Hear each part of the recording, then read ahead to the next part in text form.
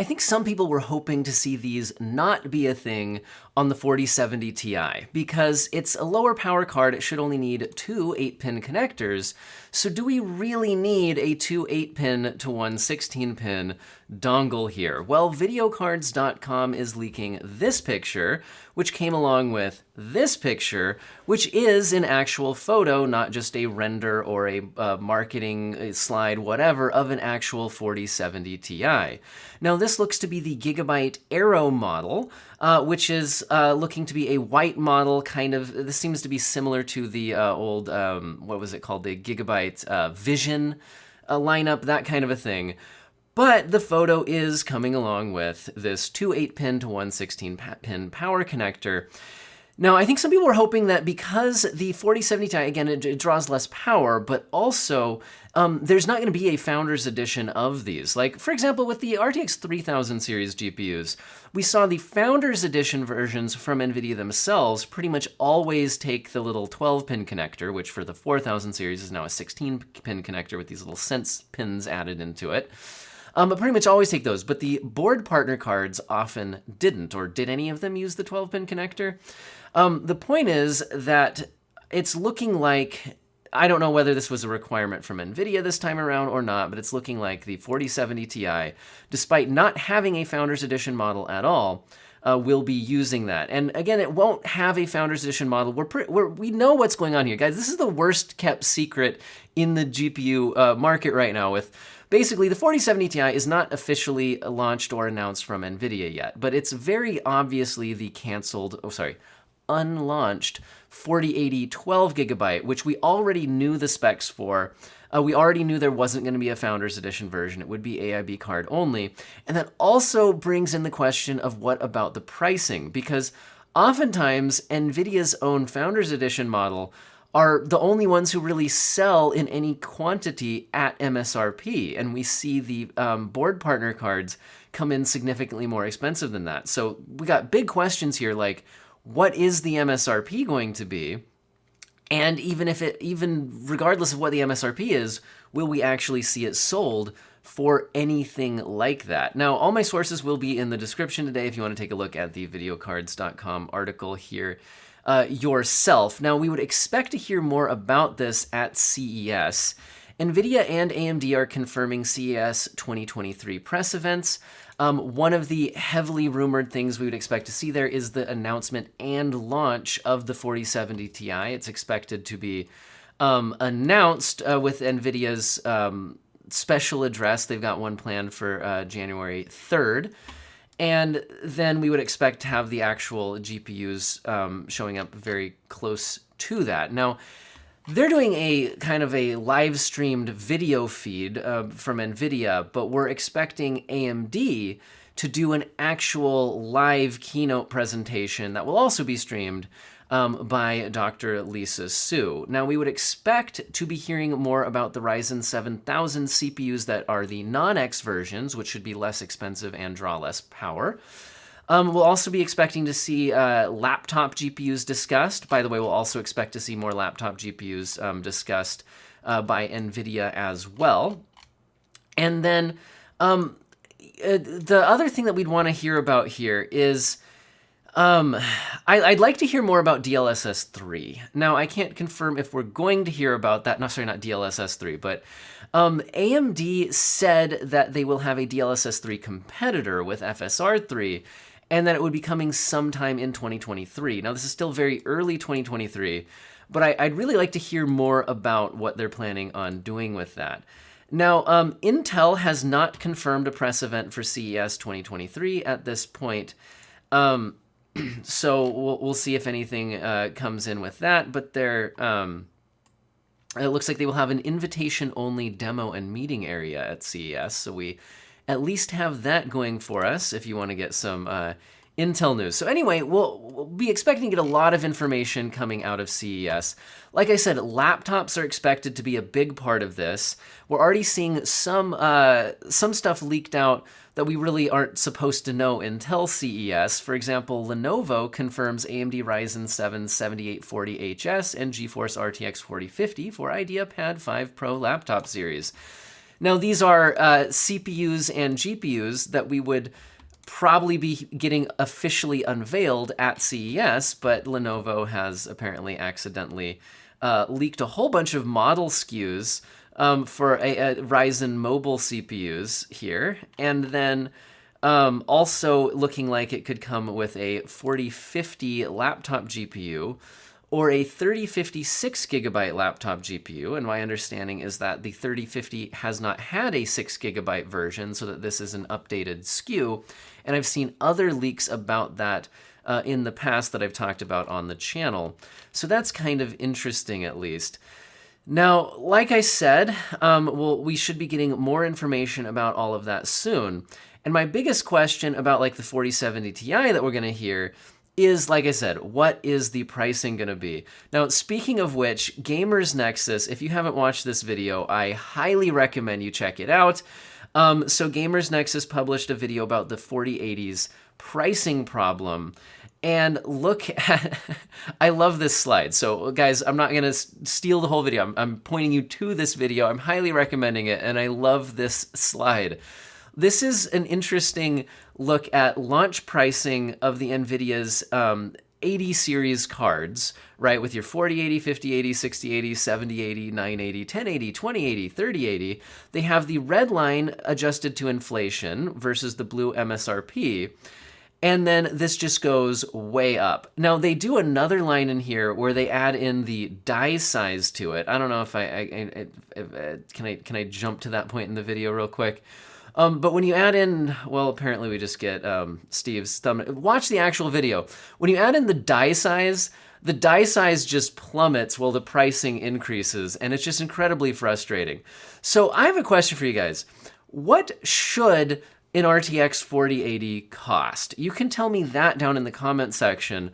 But I got some pushback in the comments when I talked about the 7900 XTX, and that I think it's overpriced too. Not just the XT model, that one's even worse overpriced, but I also feel like the XTX model is overpriced because of its performance relative to the 4080. If we all agree that the 4080 is a terrible price, and then we praise the 7900 XTX for being less expensive, but it's like, okay, but how much less expensive should the 4080 be?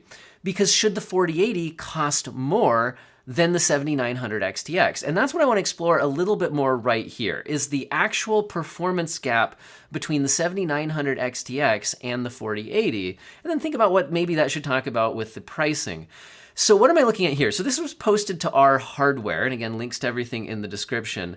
Now, it's looking like this is mostly information taken from, where was the actual source? I think there's a source down here of from 3dcenter.org, which is not originally in English, so I preferred this version of it. Now, where they're getting their information from is this is a meta-analysis of 15 launch reviews, which would have a combined total of over 7,000 gaming benchmarks at all various resolutions. And these are filtered to only include real game benchmarks. They're throwing out the synthetic benchmarks, and it's always using the geomean. And then this does split out rasterized performance separate from ray tracing performance and all of that. And that's what I wanted to look at here. Now, this chart is so big that it doesn't even quite fit, in a single line here, although I've zoomed as best I could to try to get it all in one shot. Now, over on the left-hand side here, you can see which original, review these are coming from. And this is 4K performance. We can also break it down to 1440p performance, all of that. Now, the other thing that we can look at here is the various GPUs. So the baseline is being set as the 7900 XTX, okay? So those are always being given as 100%. And then we can see how other GPUs stack up as a percentage to that, right? If it's faster, it'll be like, so let me just like slide down tiny and out of the way. I'm gonna over here in the corner. Anyway, so what are we looking at here? Now, I think it's less interesting to look review by review and more interesting to just go to the average overall from this massive data compilation here. So let's go down to the bolded averages. And so let's look at, for example, the 4080 versus the 7900 XTX at rasterized 4K gaming. So the remember this column here is the 4080. So the 4080 is getting about 96.9% of the rasterized performance of the 7900 XTX in this massive average of gaming performance. So while the XTX is faster, I would count this rasterized performance as basically a tie. In other words, if you loaded up the same game on both of these GPUs in rasterized performance, on average, you would not be able to really tell without running a frame rate counter which GPU you were using. Your experience would just be the same, okay? Also, this is interesting to look at how the 7900 XT rather than XTX compares versus the XTX model, coming in here at 84.9% of the performance of the XTX model.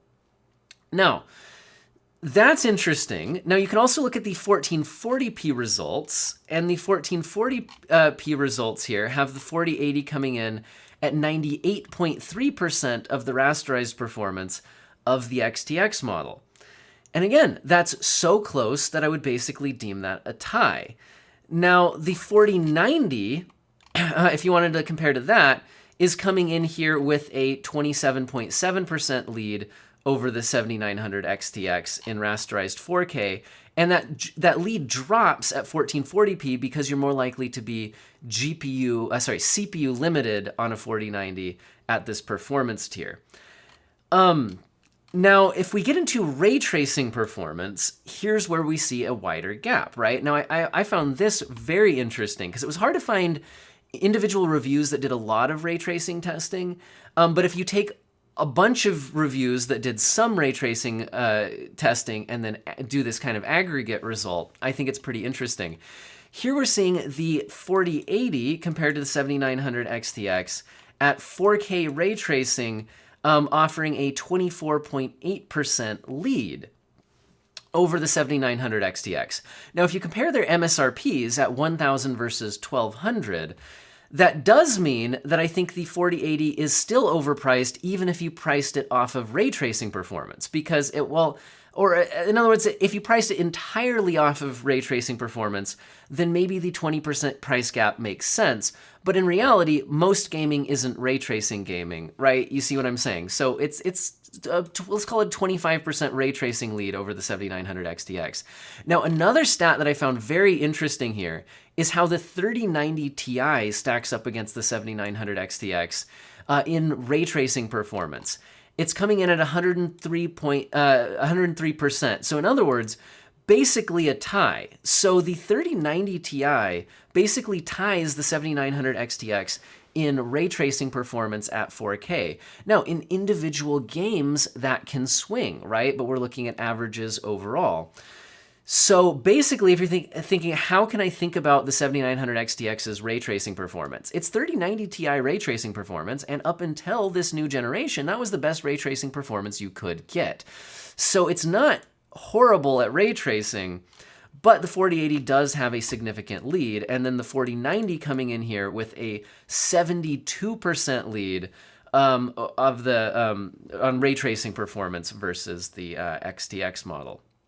So interesting stuff. If you drop down to 1440p, we're seeing a 22.6% lead for the 4080 over the XTX, and a 53% lead for the 4090 over the XTX. And again, that's probably due to more CPU limitations happening on the 4090 at the lower resolution.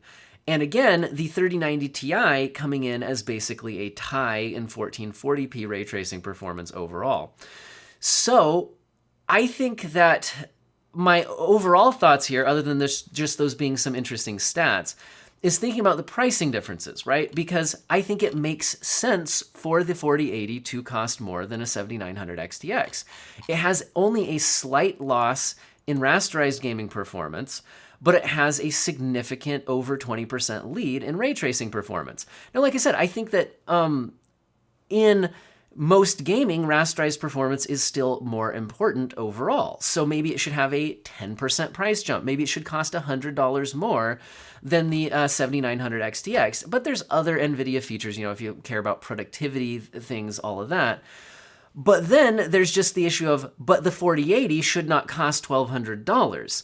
So if the 4080 should cost, and that's where I want you guys' thoughts in the comment section. What should the 4080 cost? If the 4080 should cost $1,000, then the 7900 XTX shouldn't. It should be $800 to $900.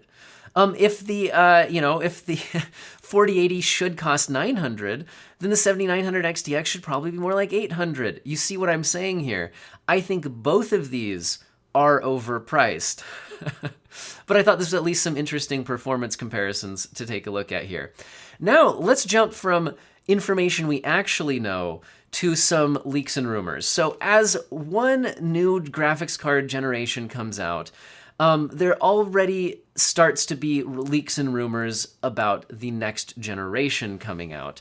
Now, I found this report at WCCF Tech. This is apparently, I think they're gathering some laptops. This is not the article I thought I was clicking on.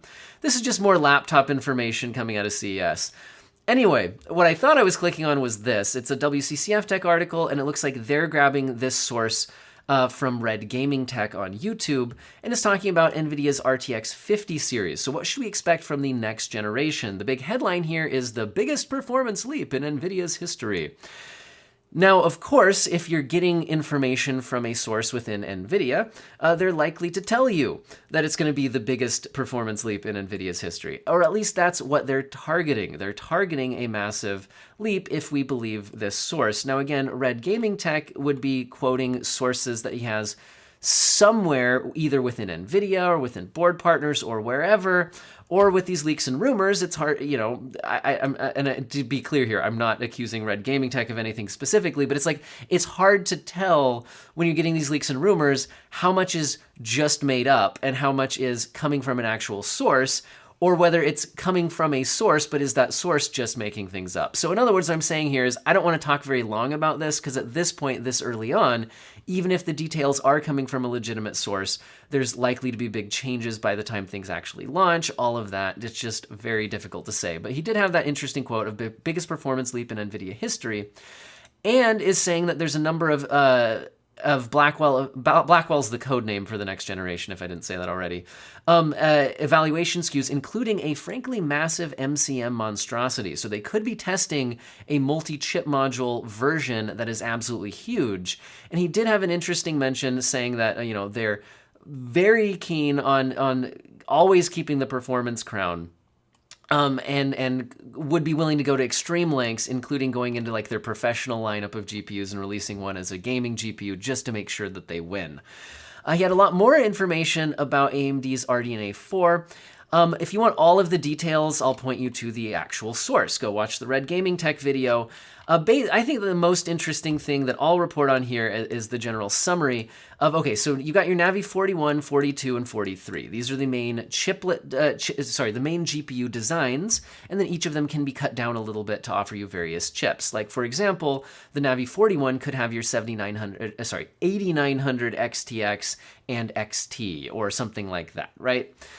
It's looking to feature 144 CUs and go up to 3.5 gigahertz, which would allow a 129 teraflops of FP32 performance. Now, if these do clock higher than the current generation, I'm interested if they scale better with clock speed increases than what we're seeing on the 7900 GPUs that we've got currently. The rumor is that the Navi 42 would have 96 CUs, which is interesting in that it matches the amount of CUs in the 7900 XTX. Although with various architecture changes, clock speed changes, all of that, that does not mean it would perform the same as a 7900 XTX. And then the Navi 43 would be rumored to have 48 CUs. Like I said, there's a whole lot of information in the Red Gaming Tech video and summarized in this WCCF Tech article. There's more slides here. I'm not going to take all that info. I'll point you to the sources in my description if you want to look more at that. And had a little bit to say about Intel's upcoming Battlemage but not really a whole lot, just that it's really targeting a 2023 release date, and performance so far is estimated to be around an RTX 4070, although we don't actually have a 4070 out yet to test performance against, so that doesn't tell us a whole lot at the moment. Now, also in the leaks and rumors side of things, it looks like Moore's Law is Dead is showing off pictures of what could have been if we got an Nvidia Titan Ada. We had seen rumors of there being just this absolutely massive, power-hungry Titan Ada GPU. And then we got the 4090, which, while it draws a lot of power, isn't nearly as crazy as what the leaks and rumors had pointed to. Well, I think what's being shown here is what was being considered and what the leaks were about, but it just didn't end up getting released. Now, that being said, there's still room for a 4090 Ti, and I expect we will see one before this generation is through. Now, let's get back more into things that are actually happening. How about it's over 9,000? ROG Global, so the Asus ROG Twitter account, is tweeting about a world record being broken. A CPU has been overclocked past 9 gigahertz. And this is breaking their own record that they already had, and I believe this is on a 13900K. With some, obviously this is LN2, so you guys aren't going to be running yours at these speeds, so I mean, don't get too excited or anything. In other CPU news, we're seeing AMD's Threadripper 7000 series being rumored for a launch in September. Not a whole lot of details on its core counts or anything like that, but some information about the platform itself, which you can take a look at here. This is coming from Chilled Dog on Twitter. But, you know, honestly, Threadripper's not real super gaming focused, so I'm not going to talk too much about it. Like I said, all my sources will be in the description. Now, we are seeing a laptop 13900HX apparently being faster than a Ryzen 9 7900X and 12900K desktop in a leaked benchmark. It looks like this is a Geekbench score, but if you stack it up against other laptop chips, it not only looks impressive, but if you stack it up against desktop chips, which they've done here, it actually comes in right about here. And in this is single core performance. It's coming out ahead of a desktop 12900K and 13700K, which is kind of interesting. Behind some of the, like the 13900K and Ryzen 7 series and all that in single core performance. And in multi-core performance is coming out actually really, really impressively here. So anyway, this is just one Geekbench leak, but that's some pretty impressive performance as it stacks up against even desktop counterparts from this 13900HX. Now, we would expect to see probably more about this at maybe not at CES, but soon. We'll see more soon.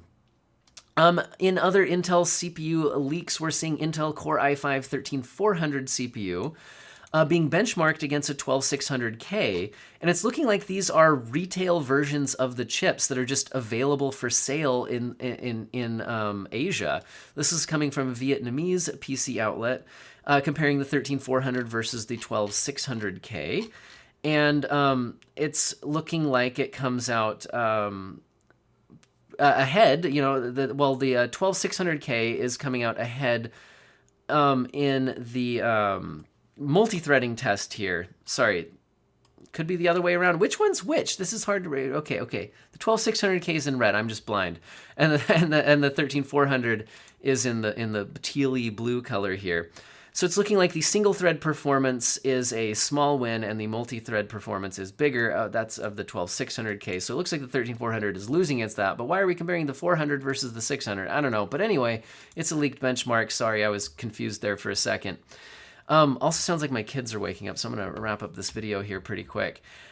We're also seeing the 13400, though, the 13400F being listed by a US retailer for $216. So we are seeing this listed at 216 with the non-F version. The difference there just between F and non-F is whether it comes with a integrated graphics chip or not, at 243.68. And this is coming from Shop BLT is apparently where those are being listed at. So no idea if those are going to be the official prices, but we are at least getting some indication of pricing there.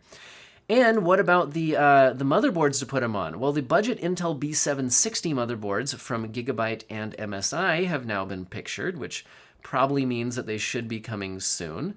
Now, I'm not going to talk too much about this, to be honest, so you can check out the link in the description. We would, like I said, be expecting to hear more about these either at CES or near CES or something like that. Now, if you're looking for some incredibly fast PCI Gen 5 SSD storage or some incredibly fast DDR5 8000 memory, ADATA is looking to show off both at CES. So showing off an SSD going up to 14 gigabytes per second, which is crazy fast, and again, DDR5 8000 memory. So CES should have some interesting stuff. Now let's get into a few little bits of more game-related information. There has been a new Witcher 3 patch. I haven't had a chance to test it out myself, but it looks like those horrible frame time spikes that I showed you guys in my video look to be being smoothed out here a bit. I had suggested using the Nvidia Reflex or AMD anti-lag technologies to help out with that, and or with a frame rate cap. It's looking like the overall performance hasn't changed much, but the frame times themselves seem to be very smoothed out a lot. The downside being it does not look like it's doing a better job at loading all of the CPU cores, which is the main issue with the game when you enable ray tracing, is just that it becomes very CPU limited, even on high-end CPUs. And I did confirm even a 13900K is very CPU limited there, dropping well below 50 FPS at times. It's not just my 7700X. Some people commenting on my video like, if you had an Intel CPU, it would get 60 FPS. No, it doesn't. Anyway, it's looking like Xbox is considering a very cheap ad-supported subscription service with delayed access to exclusives. It's unclear whether this would be offered just on consoles or maybe also on PC as a PC Game Pass thing. It's unclear exactly what this is, but people look to be posting that they've been Xbox users have been getting a survey proposing a new subscription option. You would delay first-party game releases by 6 months. And I think have to watch ads and things like that. I don't know. It's unclear if this will be some sort of light version of Game Pass, but just thought that was an interesting tidbit to throw out. And we're also seeing Judgment, Lost Judgment, Judgment and Lost Judgment getting new patches, introducing Nvidia DLSS and DLAA support. I believe did they already have FSR or not? Either way, it is definitely in there now. And it's looking like the Steam Deck version of the game is having some changes, so it will default having FSR off, but FSR 2.1 on, and targeting 60 FPS, which is nice. And then if you're interested in getting a free game, Wolfenstein: The New Order is now free on Epic. I don't think this is the first time that's been available for free on Epic, but you could go ahead and claim that if you'd like. And the last bit of gaming news, and this was kind of Xbox Game Pass related, is that apparently High on Life is the biggest single-player Game Pass launch ever. I hadn't even really heard much about this. Isn't this from the guys who made Rick and Morty or something like that, or am I way off? Anyway, this was not on my radar, but apparently it's having a massive success as a Game Pass launch, so I don't know. Anyway, I hope all of you have an excellent day.